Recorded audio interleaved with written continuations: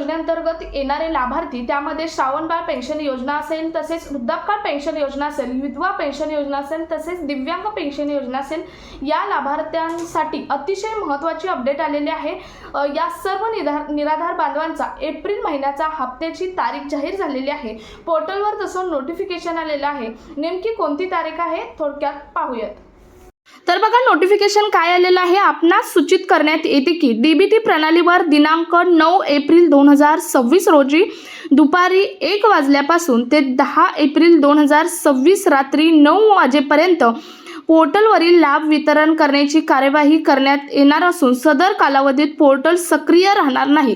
म्हणजे थोडक्यात तुमचा हप्ता हा 11 तारखेपासून तुमच्या खात्यामध्ये जमा होण्यास सुरुवात ही होणार आहे। तर अतिशय महत्त्वाची निराधार बांधवांसाठी ही अपडेट आहे। बऱ्याच निराधार बांधवांना एप्रिल महिन्याच्या हप्त्याची अपेक्षा होती, म्हणजे दरवेळी 5 ते 6 तारखेच्या दरम्यान अपडेट येतं, परंतु यावेळी उशीर झालेला आहे आणि हे अपडेट आज आलेलं आहे। 11 तारखेला सर्व निराधार बांधवांच्या खात्यामध्ये पैसे जमा होण्यास सुरुवात झालेली होणार आहे। सो हा व्हिडिओ जास्तीत जास्त निराधार बांधवांपर्यंत शेअर करा। भेटूयात पुढच्या एका नवीन अपडेट सोबत, तोपर्यंत धन्यवाद।